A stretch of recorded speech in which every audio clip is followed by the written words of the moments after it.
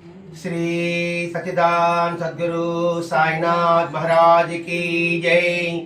श्री सच्चिदानंद सद्गुरु भरद्वाज महाराज की जय। गुरुदेव दत्त। సద్గురు శ్రీడి స్వామి యొక్క సన్నిధానంలో ఆచార్య భరద్వాజ మాస్టర్ యొక్క ఆశీస్సులతో ఈరోజు దాబద్దగుడి గ్రామంలో మనము మన సంస్కృతి అనే గ్రంథంలోని అంశాలని భరద్వాజ మహర్షి గారు మనకి వివరిస్తూ వస్తున్నారు. ఇక్కడ మనము మన సంస్కృతి తెలుసుకోవడం మనకు అత్యంత ఆవశ్యకం. ఎందుకంటే ఈ జనవాహిలో ఉన్నప్పుడు మనం తెలుసుకోలేకపోతే ఎవరు ఏం చెప్పితే అదే వాస్తవం అనుకుంటున్నాం. మొట్టమొదట పూజలో కావచ్చు, మన దైనందిన కార్యక్రమాలు కావచ్చు, మనం నిత్య జీవిత విధానంలో వాడుకునే వస్తువులలో కావచ్చు. ఒక వస్తువు వాడుతున్నారు అనుకోండి, ఇంకోటి ఇది బాగాలేదండి, దీనివల్ల ఇది అవుతుంది అనుకోండి, ఇలాంటి నిజమే కాబోలు అని అనుకుంటాం. అందుకని వాస్తవం తెలుసుకోవడానికి సత్సంగం.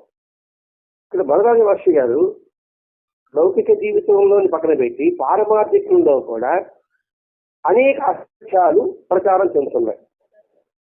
అన్ని మతాల్లో కూడా ఉంది, ఒక హిందూ మతంలోనే కాదు, అన్ని మతాల్లో కూడా ఈ పారమార్థికులలో వారికి ఏది అనుగుణంగా ఉంటుందో దాన్నే సత్యమని ప్రచారం చేసుకుంటుండే కాలం నేటి యుగం. ఏదొక మతం అనుకోండి, నా మతంలో నాదే గొప్ప, ఇది అసత్యము అనే ప్రచారం చేసుకోవడానికి నేను ఉన్ముఖుడు అవుతుంటున్నాను. ఇప్పుడు కొంతమంది అంటుంటారు, ఇప్పుడు చూస్తున్నాం, జీవహింస చేయరాదు అని ఓల టీవీల్లో ప్రచారాల్లో ఏదో ఒక సాంప్రదాయం చేస్తూ ఉన్నారు. మాంసం భుజించకూడదు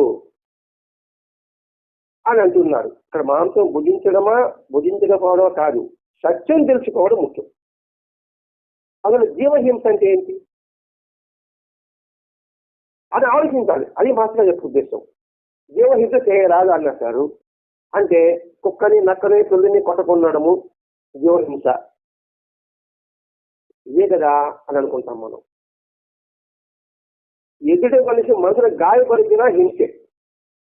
మరి మనిషి జీవుడు కాదా? మొక్కకి ప్రాణం లేదా?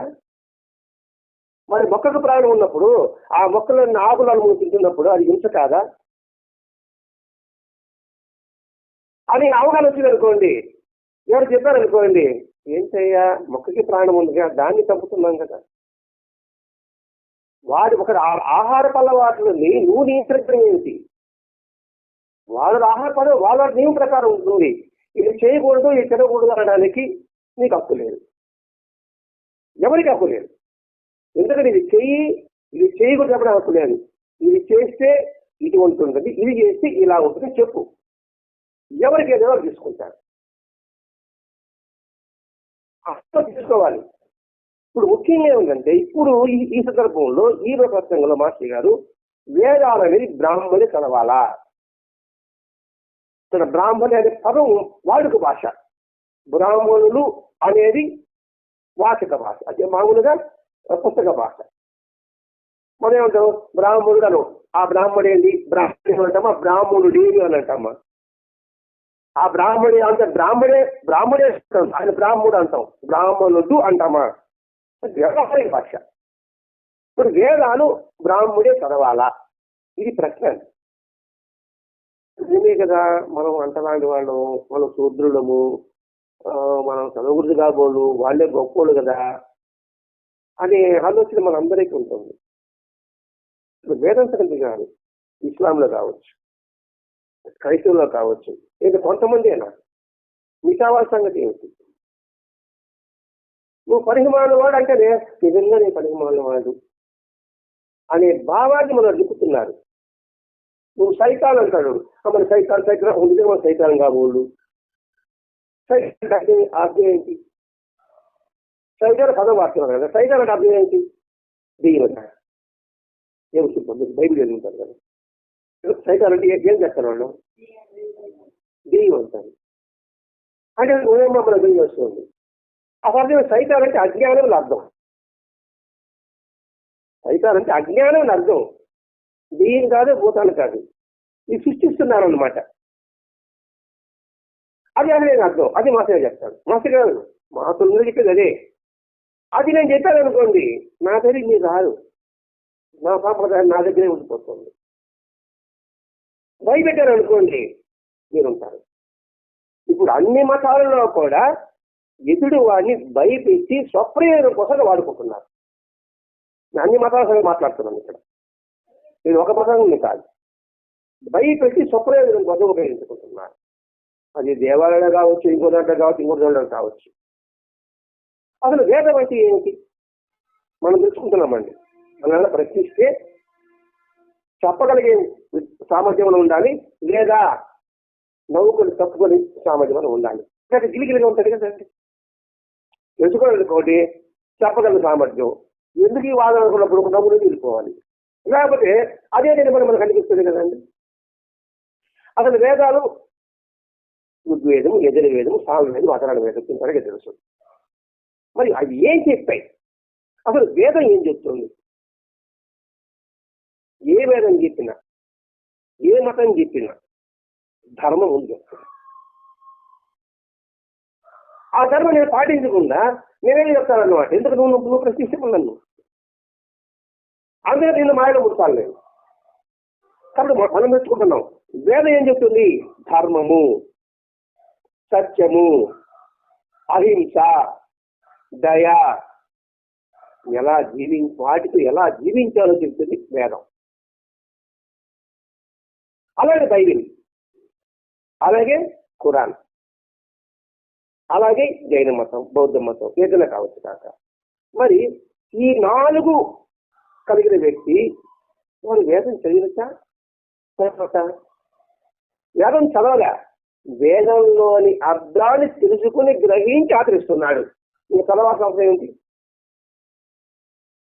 అది సాధ్యత వస్తుంది. ఖురాన్లో ఒక అర్థం చెప్పమంటాడు ఒకడు వచ్చి, అక్కడ భక్తులు నీకు ఇచ్చి వీళ్ళేమో చదవలే, నేను చెప్పింది విని వాళ్ళు ఆచరిస్తున్నారు. వాళ్ళు చదువు రాదు, వాళ్ళు చదవలేదు, చెప్పి నేను ఆచరిస్తున్నారు. మరి ఆ ఖురాన్లో ఏం చేస్తారో దాన్ని చదువు అర్థం తెలుసుకుని ఏం చేయగలం మనం? అందుకు మాత్రమే స్పష్టంగా ఇచ్చారు. కాబట్టి ఈ 4 అందులో ముఖ్యం ఏంటి? వీటి వల్ల ఎవరికి వస్తే జ్ఞానం వస్తుంది. ఈ జ్ఞానం అంటే ఏంటి? అంటే నేను వేరు, మీరు వేరు అనేది అజ్ఞానం. మనం అందరం ఆత్మలు ఒకటే అని తెలుసుకోవడం జ్ఞానం. అందరూ ఒకటే అనే కారణం నోటీస్ చెప్పచ్చు, పుస్తకంలో రాయొచ్చు, మరి ఆచరణ?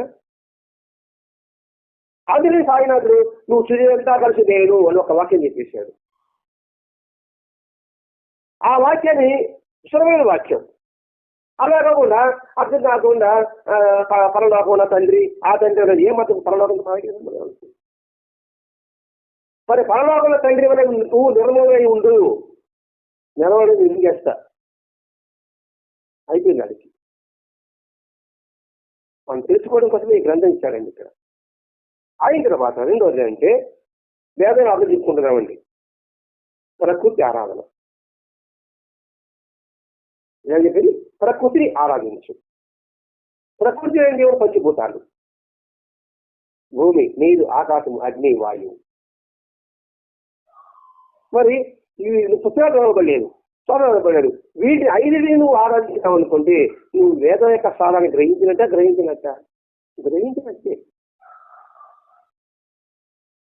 అందుకే చెట్టును పట్టదురా అని బాబా చెప్తాడు, దానికి ప్రాణం ఉందని బాబా చెప్పాడు.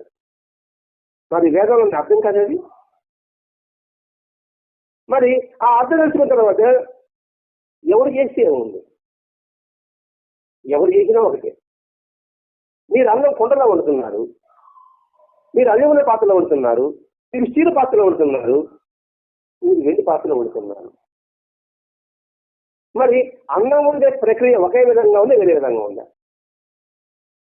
అన్నం ఉండాలని ఏం చేయాలి? దీన్ని తగ్గబెడతామా? మరి కొండోడు బాటోడు అంతా వేరే వేరే చేస్తారు. వాళ్ళు ఏమన్నా నానబెట్టాలన్నా, మీరు ఎదురు పెట్టాలన్నా, మీరు కాగితం పోయాలన్నా, పద్ధతి ఒకటే కదండి. అది ఎవరు చేస్తే ఏముంది? వేదంలో ఏం చెప్పాడో ఆ భావాన్ని ఎవడైతే ఆచరిస్తాడో వారందరూ వేద బ్రాహ్మణులు లెక్క. ఇక్కడ బ్రాహ్మణుడు అంటే చూడండి, బ్రహ్మజ్ఞానం కలిగిన వాడు బ్రాహ్మణుడు. ఎందుకంటే బ్రహ్మజ్ఞానం కలిగిన వాడు బ్రాహ్మణుడు. ఎవరైతే ఉంది? ముస్లిం, క్రిస్టియన్, హిందూ, బుద్ధిజం, వీరందరూ డాక్టర్లే. అయ్యా ఆయన ముస్లిం డాక్టరు, ఈయన క్రైస్తవ డాక్టరు, ఈయన హిందూ డాక్టరు, ఈయన బౌద్ధ డాక్టర్ అంటారా? ఒక డాక్టర్ని పిలుస్తారా? చెప్పండి పెద్దగా. ఏమని పిలుస్తారా వాళ్ళ? మరి డాక్టర్ గారికి ఎవరు అర్హులు అంటే, ఎవరి శ్రద్ధ ఉందో వాడు జ్ఞానం ఉంది, వాడు అర్హుడే. ఇది మనం తెలుసుకోవడానికి చెప్పండి. ఆయన ప్రభుత్వం తర్వాత మానవ శ్రేయస్సు, లోకా సమస్త శిఖిలో భవంతు, సర్వే జన శిఖిలో భవంతు, ఇది వేదం సారాంశం. అది మీరు పాటిస్తే వేదం జరిగినట్టు కదా. ఎందుకు మాస్టర్ కలిగించండి? మన కోసం మాస్టర్ ఇవన్నీ రాశాడు. అయితే ఈ వల్ల సహజంగా మానవుల స్వభావాల వేదనాధారంగా పలుకుతున్న మాటవే కానీ జన్మను మాత్రం ఆధారం మాత్రం చేసుకునేది కాదు. ఇప్పుడు వ్యవస్థ, ఈ వర్ణ వ్యవస్థ ఏంటి? బ్రాహ్మణ, క్షత్రియ, వైశ్య, శూద్రు, 4 వర్ణాలు. ఈ 4 వర్ణాలు కూడా వారి వారి స్వభావాన్ని బట్టి జన్మతః బట్టి మాత్రం కాదు. వైశ్యుడు లాయర్ అవ్వలేదా? వైశ్యుడు ముఖ్యమంత్రి అవ్వడం లేదా? క్షత్రియుడు డాక్టర్ అవ్వలేదా? ఏమంటాం? క్షత్రియ డాక్టర్ అంటాం వాళ్ళు ఏమన్నా. కాబట్టి ఇక్కడ ఏంటి? జన్మతః లేదు, జన్మతః కులం కాదు, వ్యవస్థ కాదు, వారి వారి స్వభావాన్ని బట్టి అంటారు. ఇంట్లో కొడుకులు ఉన్నారండి, ఒక డాక్టర్, ఒక లాయర్, ఒక వ్యవసాయం చేసేవాడు, ఇంకొక వ్యాపారం చేసేవాడు. అందరూ ఒక తండ్రి బిడ్డలు, వేరే బిడ్డల వాళ్ళు. ఇదండి. ఎందుకంటే కొంత స్వాస్థరులు ఈ మధ్య కాలంలో, ఈ మధ్య రోజు కాదు, కొంతకాలంలో అంటే వేద తెలుసుకున్న మధ్యకాలంలో వాళ్ళ స్వలాభం కోసం ప్రచారం చేసుకున్నారు. అందుకే ఈ విషయాల గురించి మధ్యకాలంలో కొంచెం అపోహలు సంస్కరణ చెప్పింది భగవద్గీత. భగవద్గీత ఏం చెప్పిందంటే, చాతుర్వర్ణం మయా స్పష్టం గుణకర్మ విభాగత. చాతుర్వర్ణాలు పరమాత్మ అయిన నా చేత గుణకర్మ విభాగోపమ విధించబడినది అని కృష్ణుడు చెప్పాడు. మన ప్రమాణం భగవద్గీత కదండి. కృష్ణుడు చెప్పాడు చూడండి, అవి 4 కూడా నా చేత గుణకర్మ విభాగమైన సూచించబడింది. గుణాలను బట్టి విభజించాం. 4 కొడుకులు, వీడు డాక్టర్ అండి, వీడు వ్యవసాయం అండి, వీడు వ్యాపారస్తుడు అండి, వీడు కలెక్టర్ అండి. మా కొడుకు కలెక్టరు అంటే నా కొడుకు కదవాడు, నా కొడుకు వ్యవసాయదారుడు అంటే వ్యవసాయ ఈ కొడుకు కాదా? వాటి చేత, ఈ తండ్రి చేత నలుగురు లాయర్ కావచ్చు, కలెక్టర్ కావచ్చు, అధికారి కావచ్చు, వ్యాపారస్తుడు కావచ్చు. ఇవన్నీ మోసం మాటలండి అంటారు కొందరు, అలా వ్యాఖ్యానాలు చేస్తారు. భగవద్గీత మధ్యకాలపది అంటే భగవద్గీత మధ్యలో వచ్చిందంట, అంతకుముందు లేదంటాడు. మనం తెలియదు కదా, నిజమే కదంట, ఇంతే కదా. ఇప్పుడు తెలియనప్పుడు ఆయన చెప్తున్నాడు కదా, నిజమే కదా. ఇప్పుడు నేను అనుకోండి, నేనేం చెప్తాను, మీరు నమ్మతాను నమ్మకం చెప్పడం ముందు అసలు అయిపోయా అట్లా అన్నమాట. ఈ మధ్య చూపించాలంట. అందుకే మనం కూడా మా దీక్షాలు వేస్తాను అని చెప్పాను అనుకోండి, నేను మీద బాబా చెప్పాడు. బాబా కాలం కాదు, అది బాబా కాలం ముందు చూడే తీసుకున్నాను అనుకోండి, ఓ ఏమో ఈయన బాబా కాలం కూడా ముందు అడిగిరా అని అనుకుని నేను చెప్పిన మీరు చేస్తాను చేయరా చేస్తాను. అట్లా వచ్చింది అనమాట. అవి మోసం మాట్లాడండి, అవన్నీ విడబాకండి, అది ఇప్పుడు మార్పు చెప్పింది కానీ ఇంకా ముందు నుండి అని నేను చెప్తాను. అప్పుడు అలా లేదంటారు కొందరు. అదే మేము ఒక్కడినే సత్యంగా ఉన్నామని, మేము చెప్పేది సత్యమని నిరూపించడానికి ప్రయత్నం చేస్తా, నిజాన్ని తలుపు చేస్తా. ఇది ఇప్పుడు జరిగిండేది, ఇప్పుడు జరుగుతున్న కాలం కూడా అదే. అంత దాకా లేదు. అంత కళ్ళు మా సత్సంగంలో కూడా ఉందనుకోండి, ఎంతసేపు నా ప్రాధాన్యత నేను చూసుకుంటూ ఉంటా. మిమ్మల్ని ఎదగని మీరు నా స్థితికి మీరు ఎత్తికి పెడితే మీరా అది మీకు కాలం. అందుకని వేదంలో చాతుర్ వర్ణం గురించి చెప్పారే కానీ ఆ వర్ణాల్లో ఒకటి ఎక్కువ తక్కువ అని చెప్పలేదు. నాకు గమనించండి, మనం తెలుసుకోవడానికండి ఈ సత్సంగం. 4 వర్ణాలు చెప్పారు కానీ ఒక వర్ణం గొప్పది, ఒక వర్ణం తక్కువ అని చెప్పాయా? చెప్పలేదు. ప్రమాణం చెప్తున్నాడండి. మనం చెప్పారంటే నిజం నమ్మేస్తాం. కృష్ణ ప్రమాణం, భగవద్గీత ప్రమాణం అయినప్పుడు 4 వర్ణాలను చెప్పాడే కానీ బ్రాహ్మణుడి అగ్రంగా ఉంది, శూద్రుడి అదనంగా ఉంది. మరి శూద్రుడు అదనంగా ఉండి చెప్పులు దిగేందుకు ఎవరు గుడిస్తారు? చెప్పులా వేసుకోబాక వేసుకుంటారా? పొలం పండిస్తున్నాడు అందుకని బట్ట శూద్రుడు పండించేగా బాక అది మాత్రం కావాలా? వాళ్ళు మాత్రం పక్కన పెట్టాలా? నేను ఎక్కువ చెప్తే ఏంటి ఎక్కువ? పొలం పండించగలవా? చెప్పులు కొట్టగలవా? గుట్టలు వేయగలవా? మరి దేంట్లో గొప్పలు? మనకి సమాజం చెప్పడానికి తయారవ్వాలండి. లేకపోతే ఇంకా గందరగోళం చేస్తారు. బాబాను కూడా గందరగోళం చేస్తారు. ఇప్పుడు మహామహా మేధాలు అనుకునే వాళ్ళంతా కూడా. ఉదాహరణ మధ్యకాలం నుండి ఈ సాంప్రదాయకులు శూద్రులకు వేదాధ్యాయులు నిషిద్ధమని చెప్పారు. మధ్యకాలంలోనే స్వార్థం కోసం నేనే అన్నప్పుడు తక్కువ అంతే, మీరు వింటూ ఉండాల్సిందే, చెప్తూ ఉండాల్సిందే నేను అంతే. మరి కొన్ని సినిమాలు కూడా వచ్చాయి. ఒక సినిమాలో శూద్రుడు పెడితే 4 కొడుకో చేస్తారు. జయం మనదేనా? మరి 4 కోయేస్తారు. ఎందుకని? నేనే అధికులంగా ఉండాలి ఉండాలి. వాడు ఎందుకు కోయేస్తారు? వాడు పెళ్లి పోటీ చేస్తాడు కాబట్టి ఆ సినిమాలని వాడు చేయకూడదు, ఇదేవే చేయాలా? మనం తెలుసుకోవాల్సింది వాస్తవం తెలుసుకోవాలి ఇక్కడ. అందుకే మాత్రం ఎదురు వేదం అని చెప్తున్నాడు. వేదంలో అలా ఎక్కడ చెప్పలేరు. ఎదురు వేదం నెంబర్ చెప్పండి 26:2. అది అంటారు, నేను ఎలా ఈ కళ్యాణ వాక్కును సర్వమానవుడికి చెప్పానో నీవు అలానే చెప్పాలి. ఏమి చెప్పింది? ఎదురు వేదం. ఇందులో 26 అధ్యాయంలో 2వ శ్లోకం అనుకుందాం అనుకోండి. అదే చెప్పాడు, నేను ఈ కళా వాక్యాలు చదివాను, మీరు అలా చెప్పాలి. అందుకనే మాస్టర్ గారు నేను సత్సంగం ఎలా చెప్పానో మీరు అక్కడ సత్సంగం చేయండి అని చెప్పాడా? లేదండి నేను సత్సంగం చెప్పనే ఉండండి, నేను చెప్పనే ఉండండి మీరు అంతే. మీరు మాత్రం ప్రయత్నం. ఎందుకంటే రామానుజాచార్యులు వాళ్ళ గురువు గారు ఒక మంత్రం చెప్తాడు. ఈ మంత్రం జపిస్తే నువ్వు తరిస్తావు, నువ్వు ముక్తికి పోతావు అన్నాడు. ఇది ఇంకెవరైనా చెప్తే అని అడిగాడు. వాళ్ళు ధరిస్తారు, నువ్వు చచ్చిపోతావు అన్నాడు. వెంటనే ఆలోచిస్తాడు, చచ్చిపోతే నేను ఒకటి చచ్చిపోతా, ఇంటి అందరూ బాగుపడతారు అని గుడి పైకి ఎక్కి ఓం నమో నారాయణాయ అని సరించాలని చెప్పాడు. ఎందుకు చెప్పాడు? రామంజాలు వెంటనే గురువు బస్సులు తప్పరా అంటాడు. వచ్చేస్తాడు. చివరికి ఆ గురువు ఇతర శిష్యుడు అవుతాడు. మహర్షి గారి యొక్క తపన మహాత్మ తపంతో వాస్తవం తెలుసుకోండి. వివేకానంద చెప్తాడండి, సత్యాన్ని తెలుసుకోండి. నువ్వు ఆచరిస్తావో ఆచరించకపోతే పక్కన పెట్టు, ముందు తెలుసుకో. తెలుసుకుంటే అది ప్రయత్నం చేస్తాడు.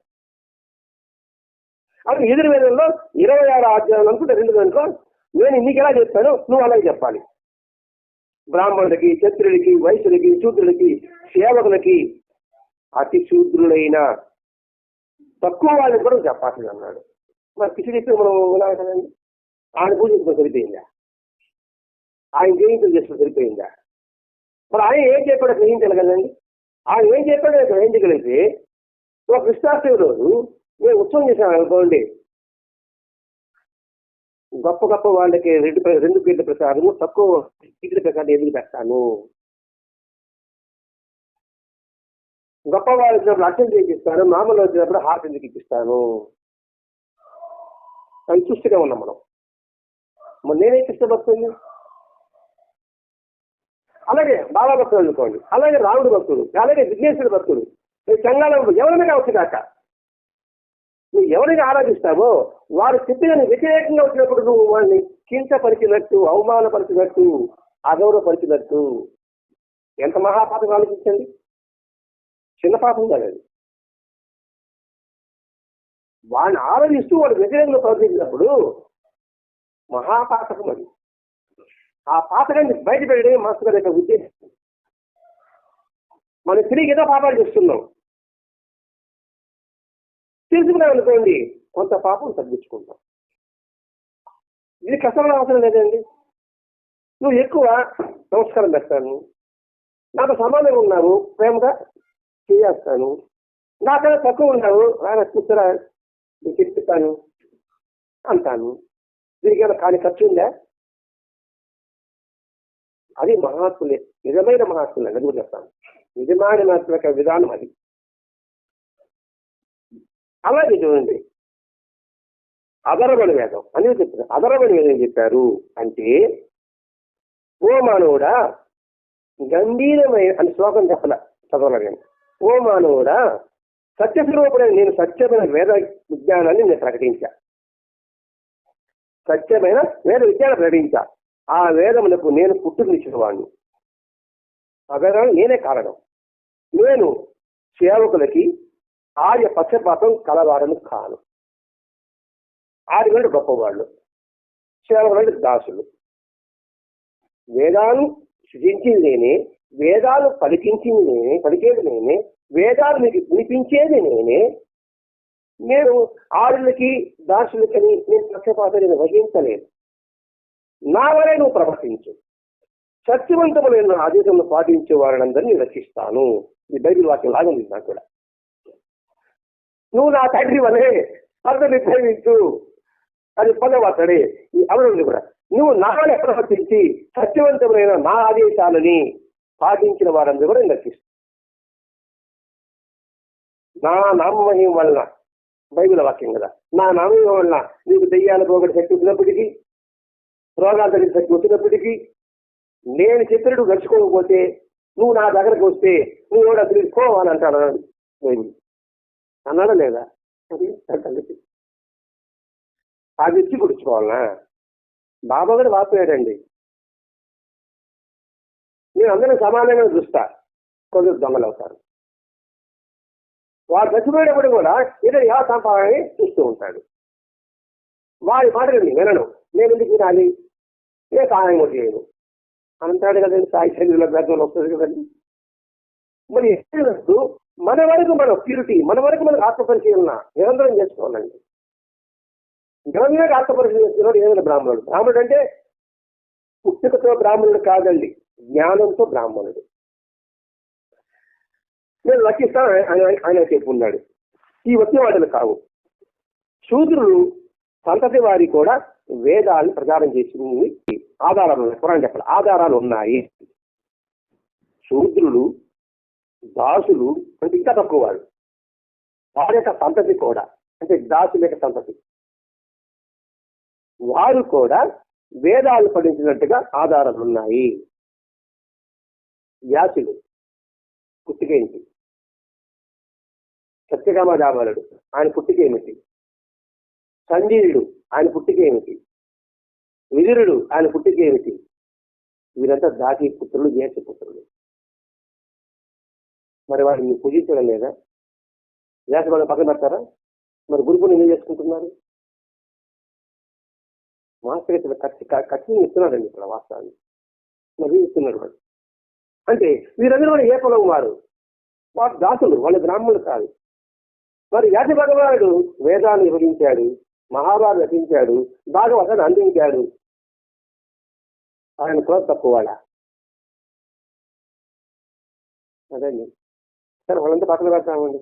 డాక్టర్ బిఆర్ అంబేద్కర్ ఎవడండి? మరి ఎవరు రాజ్యాంగం రచించలే రచించాడు కదండి. మరి ఆయనే కులం అంటాం మనం కూడా సమాజం చేసుకోవడానికండి ధైర్యం చెప్పగలగాలి. అది లేకపోతే మనం తెలుసుకోలేదు అనుకోండి, మళ్ళా మాయలో అందరిని కట్టేస్తాం. అది కూడా పాపమే. అధర్మాన్ని ఆమోదించడం కూడా పాపమే. అధర్మాన్ని ఖండించాలంటే అందుకోసం మాస్టర్ గారు ఈ గ్రంథం మనకు అందించాడండి. ఇక్కడ ఋగ్వేద మండలంలో 10వ అనువాకంలో 3లో 30 నుండి 34 వరకు గల సూక్తులను ప్రచారం చేసిన కవశైలీషుడు శూద్రుడు చెప్పేశాడు మాస్టర్ గారు. ఈ పుస్తకాలు అన్ని వేదాలు మాస్టర్ గారు చదివి ఉండాలి, లేకపోతే ఎలా కొటేషన్ పెడతాడండి. కాబట్టి చెప్పిన వాడు శూద్రుడు. అలాగే ఐతరే కౌశికుడికి బ్రాహ్మణుల్లోనూ ఋగ్వేద క్రమణిక సహాయక భాషల్లోనూ మనం చూడవచ్చు ఈ మాటని. ఒక ఋగ్వేదం కాదు, మిగతా వాళ్ళకు చూడు. అలాగే ఋగ్వేద మండలంలో 1:17 అనువాకంలో 116 నుండి 126 వరకు గల సూక్తాలని ప్రచారం చేసిన కక్షవాన్ ఋషి అంగదేశం రాజు యొక్క బానిసి యొక్క కుమారుడు. మరి ఇంత కొడుకు చెప్తాను. ఏది ఋగ్వేదంలోంచి 116 మందికి సూక్తాలని ఋగ్వేదం రాసిన వాడు అనుకున్నాము. ప్రచారించిన వాడు ఒక బానిసి యొక్క కుమారుడు కక్షవాన్ ఋషి. ఈ వివరం కూడా మీకు మహాభారత గ్రంథాలు చూడు. మళ్ళా కొడుకు చెప్పాడు. జలసుజన ఋషి శూద్రుడు. సత్యకామ జాబాలి విశిష్ట కొడుకు. అసలు నారదమహర్షి కూడా దాసీపుత్రుడు. నారదమహర్షి కూడా దాసీపుత్రుడు. ఋష్యాశ్రమంలో దాసి పనిచేస్తూ ఉంటుంది కదా, ఆడి కొడుకు. ఆ ఋష్యాశ్రమంలో వాళ్ళ గురించి చెప్పేది విని విని విని విని చేయాలి. మరి నారదమహర్షి చేస్తావా? ఆ తర్వాత ఉపనిషత్తుల ప్రకారం వీరిద్దరు ఎవరు? జలశుతి, సత్యకామ డాబాలి ఉత్తమ వేదాంత బోధన పొందినవారు. అంతేకాకుండా ఋగ్వేదంలో 1వ మండలం 223వ అనువాకం 129వ శ్లోకం, ఆ శ్లోకాన్ని లోపాముద్ర సూక్తి 1వ అనువాకం 8వ మండలంలోని 9వ సూక్తాన్ని అవలా అనే స్త్రీలు ప్రచారం చేశారు. వీటినే కాదు, స్త్రీలు కూడా అసలు చెప్పడం అండి. ఇక్కడ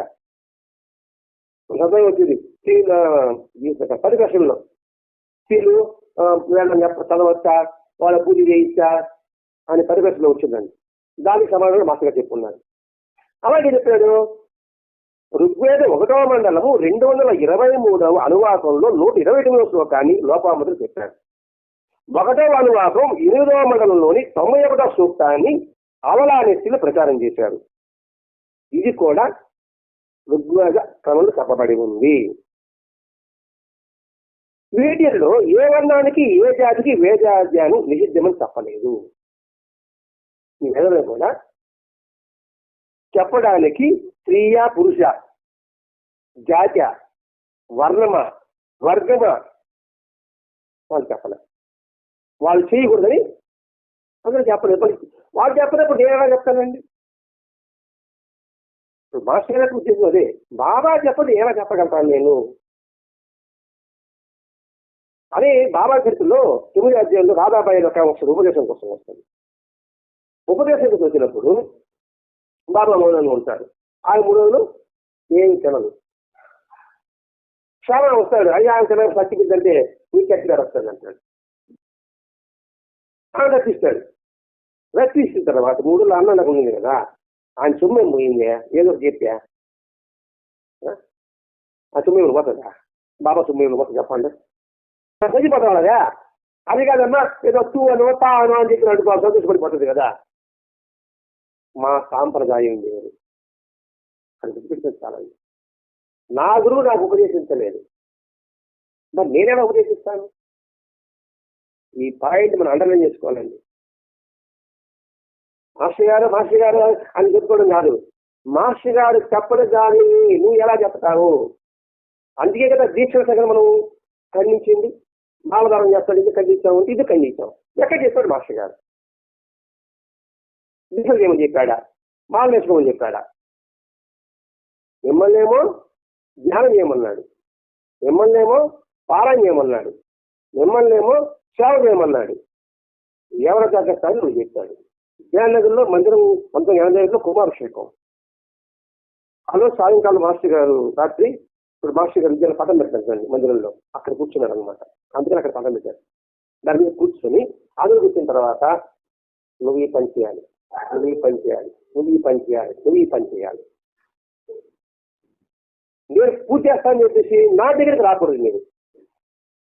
మీకు ఏమింటే ఆ పని చేయాలి. ఆ పని మీరు చేస్తూ ఉంటే నేను ఇక్కడ మిమ్మల్ని ఆశీర్వదిస్తానన్నాడు. ఎందుకంటే నాకు సత్యం ఉందండి.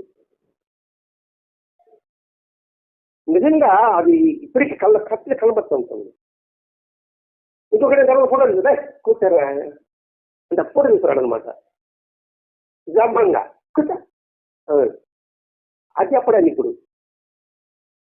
కొంత అట్లుంటారు అనమాట.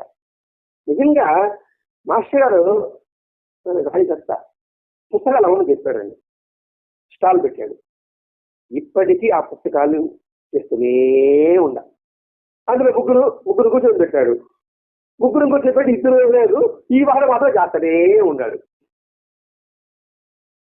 ఇక గొప్పనే కాదండి, గొప్ప తక్కువ కాదు. ఆయన మనకు దీక్ష అంతే. ఇప్పుడు ఆ పుస్తకాల లాభానికి అమ్ముకుంటున్నావా? లేదు. అదండి ఇక్కడ చెప్తున్నాను. కాబట్టి ఏ వేదాల్లో కూడా ఎదురులో కూడా వీళ్ళు ఇలా చేయాలి ఇలా చేయకూడదని నిషిద్ధం లేదు. సర్వులు వాటిని అధ్యయనం చేసి శ్రేయస్సును పొందవచ్చు. దీనికి జాతి లేదు, కులము లేదు, ఎవరైనా చేయవచ్చు, ఎవరైనా పోవచ్చు. అది బాబా సాంప్రదాయం. నా ద్వారకమ్మ ఎప్పుడు ఎలా తెరవచేసి ఉంటుంది. దానికే ద్వారక. 4 పుస్తకాలు ఇస్తుంది, అది ద్వారక. అదే కదా సంగాళమ్మ కూడా. సంగాళమ్మ గుడికి తలుపులు పెట్టాలని తెచ్చి పెట్టారు. కళావకి ఏమైంది అది తెలుసా? సంగాళం తెలుసా మీకు? మీకు తెలుసు సంగాళం గుడి తలుపులు అచ్చెట్టు తెలుసా? ఎందుకని? నా బిడ్డను చూడండి, మీరెవరైనా కట్టు పెట్టేదా? నా బిడ్డను మీరు ఎప్పుడు చూడాలి. అది అసలైన సాంప్రదాయం. అలా కాదు, అపాయింట్మెంట్లు మీరు చూడాలంటే అపాయింట్మెంట్. అది 10 ఇచ్చారు అనుకోండి, నో అపాయింట్మెంట్. దొడ్డు వచ్చిందో చూడొచ్చింది. వాడేం జ్ఞానం వస్తుంది? అదే కదండి. వేదం అనేది ఏదైనా సరే వాటిని చదివి శ్రేయస్సును ఎవరైనా పొందవచ్చు. ఇందులో స్త్రీలు కానీ శూద్రులు కానీ ఇంకొకరు కానీ చేయకూడదని ఏ వేదంలో చెప్పలేదు, ఎక్కడా చెప్పలేదు. అందుకే మాస్టర్ గారు ఈ ఋగ్వేద సాహిత్యం చెప్పారండి. ఇక్కడ ఉపనయనము వేదాధ్యాయులకు శూద్రులు అర్హులని అని చెప్పబడి ఉంది. ఉపనయనం కూడా చేసుకోవచ్చు, శూద్రులకి అది కూడా చెప్పబడి ఉంది. వేదాధ్యాయం చేయవచ్చు. యజ్ఞాదులకు శూద్రులు అనర్హులన్న వాక్యం చెప్పబడింది సరి కదా. యజ్ఞాదులకు శూద్రులు అర్హులైన వాక్యం ఒక్కటే, అనుకులు కాదు, అర్హులైన వాక్యం ఒక్కటే. ఎవడైనా యజ్ఞం చేయొచ్చు, ఎవడైనా యాగం చేయొచ్చు, ఎవడైనా పూజ చేయొచ్చు. మహాత్ముల సాంప్రదాయం. అందుకే గొలగొండ వెంకటేశ్వర మొట్టమొదటి సమాధి అయిన తర్వాత బ్రాహ్మణులు కానీ అక్కడ పూజ చేసింది. ఆయన ఉన్న సేవకులు పూజారులు. అదే ఆయన సంప్రదాయం. తర్వాత కాలం మారింది తీసుకుంటారు అనుకోండి, అసలు అర్థం పక్కన పెట్టేస్తారు. వాళ్ళు ఇంటికి పోతేట నన్ను ఎవరు గౌరవిస్తారా, నా దగ్గర గౌరవిస్తారు మీరా? అట్లా ఏర్పడిందండి ఇక్కడ. ఈ విధానం తైత్తిరీయ ఉపనిషత్తులో చెప్పింది. కాబట్టి ఇక్కడ మాస్టర్ గారు చెప్పాడు, వేదాలు బ్రాహ్మణులా కాదు, ఎవరైనా చదవచ్చు. దానికి మనకి విచారోత్సవం చేస్తున్నాము. విచారోత్సవం కూడా వేద చెప్తూ ఉంటాడు. గురువుగా చెప్తున్నప్పుడు గురుగారి దగ్గర సిద్ధార్థస్వామి ఉంటారు. ఒక సుబ్బయ్య శాస్త్రి ఒక ఆయన వస్తాడు. ఆయన అందరికీ వేద చెప్తున్నాడు అన్నప్పుడు. ఆ సుబ్బయ్య శాస్త్రి వచ్చి అసలు ఏం అందరికీ చెప్పేస్తున్నారా? అది రహస్యం కదా. అది నేను ప్రదానం చేస్తున్నా ఏంటి? దానికి అర్హత లేదు కదా, ఒక బ్రాహ్మణుడికి అర్హత కదా అని అంటాడు ఆ సుబ్బయ్య శాస్త్రి గారు. అప్పుడు సిద్ధారాయణ స్వామి గురువు గారు మీరు కనుక కనిపించారంటే నేను అసలు సమానం చేస్తా అన్నాడు. అన్నప్పుడు ఎత్తురాడు ప్రశ్న, బ్రాహ్మణులు మాత్రమే క్రమవిధి అర్హులని తక్కిన వారు కాదని అన్నారు. సరే, మొదటి నీ గోత్రం ఏమి? విచారం చూస్తే నువ్వు బ్రాహ్మణుడివే కావు.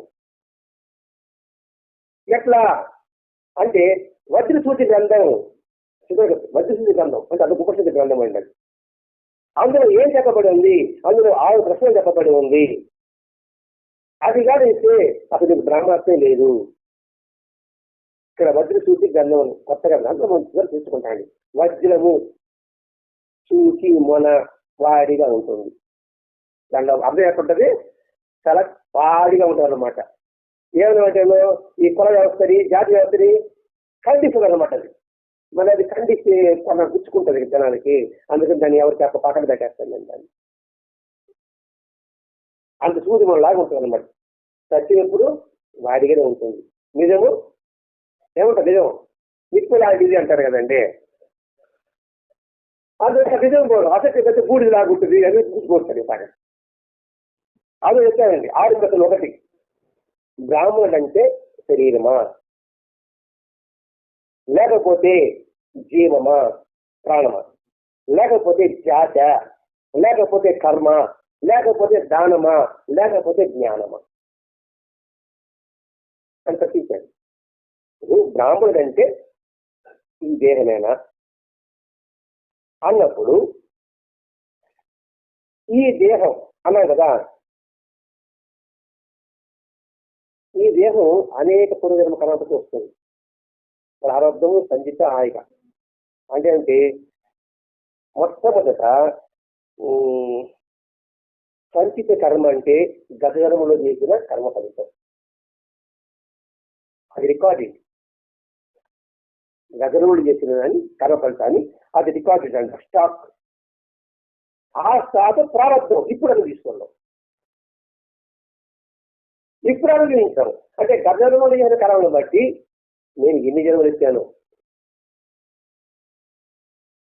పురుగు ఎత్తానా, పచ్చిగా ఎత్తానా, జద్దుగా ఎత్తానా, అదే రకాలతో ఉన్నావు కదా. మరి ఇప్పుడు పుట్టినప్పుడు అప్పుడు బ్రాహ్మణమా, ఇప్పుడు నీ బ్రాహ్మణమా? ఈ శరీరం దేవాలు చేసి కర్మ వస్తుందన్నావు, ఈ కర్మ అనేక దేవాలు జరిగిందన్నావు. కాబట్టి ఈ శరీరము బ్రాహ్మణుడు కాదు. ఒకవేళ ప్రాణం అన్నాం అనుకోండి, ప్రాణం నేను ప్రాణం. మరి ఈ దేహాన్ని దహనం చేస్తారు కదా, బ్రాహ్మణ దహనం చేయకుండా ఎక్కడ పాత్రలు పెడతారు ఎప్పటికా. ఈ దేహాన్ని బ్రాహ్మణుడు అనుకుంటే దీన్ని కాల్ చేస్తే మీకు బ్రాహ్మణ హత్య పాపం చుట్టుకుంటా చుట్టుకోదా.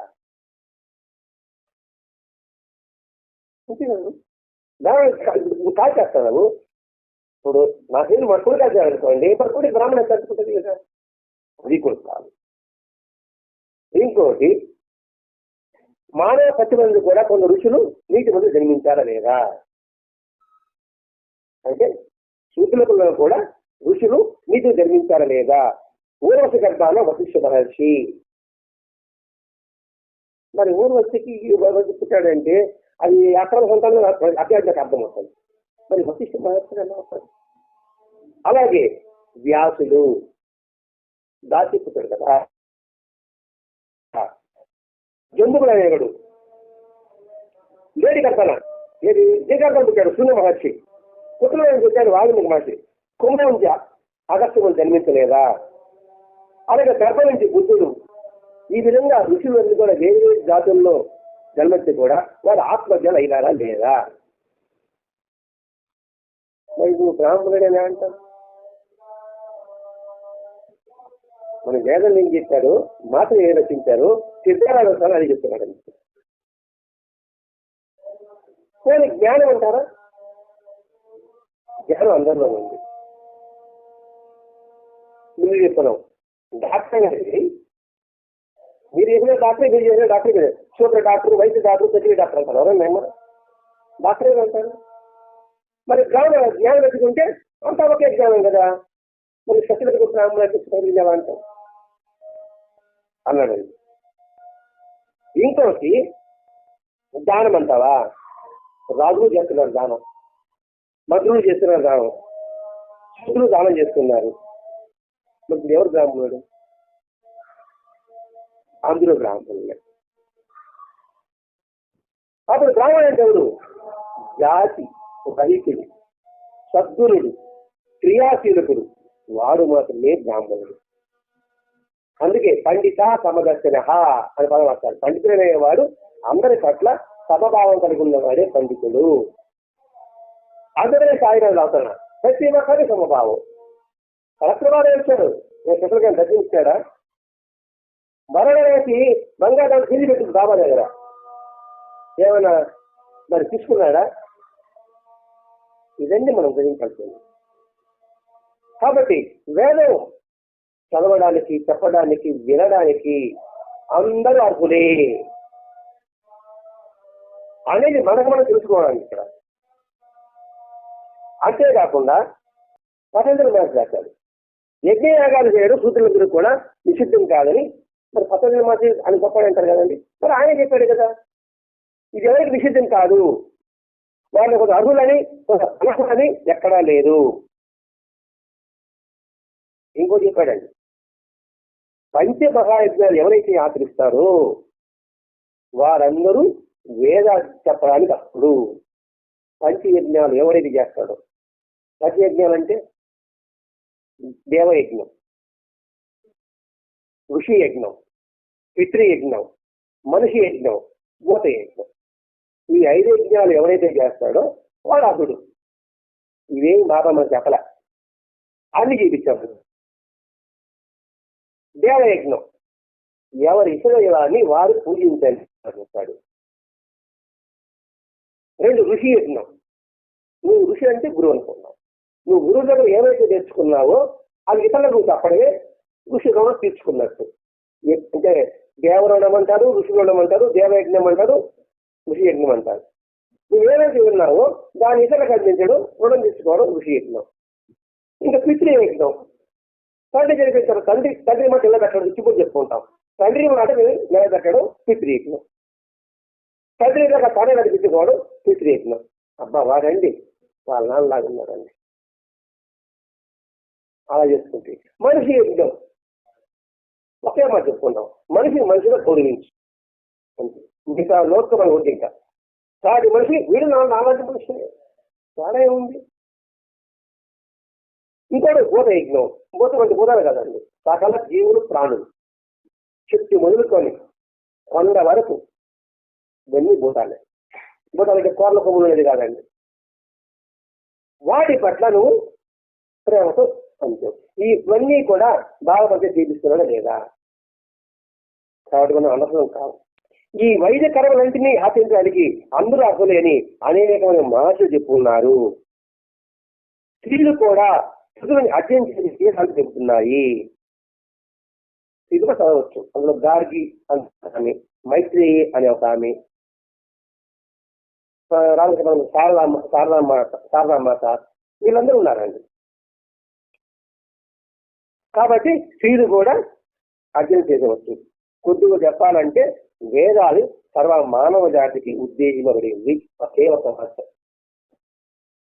వేదములు ఏం చెప్పుకున్నాము? సత్యం, అహింస, దయ, కరుణ ఇవి కలిగి ఉండడమే, వాటి మన జీవితం అనుభవించుకోవడమే. మరి వేదాలు చదివించేది నువ్వు ఆచరించకుండానే నీకు ఉపయోగం ఉంటుంది. చదవకుండానే చదివించకుండానే వేదాలపై జీవిస్తున్నారు. కొద్దిగా గొప్ప అది చెప్పుకోవాలి కదా, పూర్తిగా చెప్పుకోలేం కదా, ఏదో కొద్దిగా గొప్ప గుడ్డుల మీద లాగా మార్గాలు ఉండాలి. వాళ్ళు తెచ్చుకుంటా ప్రస్తుతం 30 మాత్రం డైరీ దక్కాల్సాం, 30 మార్కులు మనకు ఖచ్చితంగా ఉండాలి అని. ఆ తర్వాత 60% తీసుకోవాల్సిన వాళ్ళ సామర్థ్యం ఉంటుంది తర్వాత. కాబట్టి ఇక్కడ వేదాలు సర్వమానం ఉద్దేశింపడ్డాయి. ఎవరికి వాటిని అధ్యయనం చేసి ఆచరించాలన్న సహజమైన అభిలాష ఎవరికైతే ఉంటుందో వాళ్ళందరూ అర్హులే. ఎవరు తెలుసుకోవాలంటారో వాళ్ళు అర్హుడే కదండి. కాబట్టి వేద జ్ఞానాన్ని సమాజంలో ఒక వర్గం యొక్క గుత్తాధిపత్యంగా చేసిందని, వేదాలను, శాస్త్రాన్ని, సమాన సాంప్రదాయాన్ని సద్బుద్ధితం కలిగిన వ్యక్తులు వాళ్ళకి ఇప్పుడు ఇది సత్సంగం కనువిప్పు చెప్పగలరు కదా, వాళ్ళకి కనువిప్పు అని. అది అది నేను చెప్పింది. కాబట్టి ఇక్కడ భగవంతుని జరగడానికి అందరం వస్తుంది. ఇందులో ఒకరు తక్కువ ఒకరు ఎక్కువ అనే భేదభావం ఎక్కడా లేదు. బ్రహ్మం ఒక్కటి పరబ్రహ్మం ఒక్కటి అన్నాడు అన్నమయ్య. పాట పాడతాం, అంతా ఒకటే చెప్పున్నాడు. మరి ఎందుకు ఆ బాబాని ముట్టిస్తున్నా? అది నేడు మనం చెప్పే శబ్దము సత్తి. श्री सच्चिदानंद सद्गुरु साईनाथ महाराज की जय। श्री सच्चिदानंद सद्गुरु भरद्वाज महाराज की जय। गुरुदेव दत्त।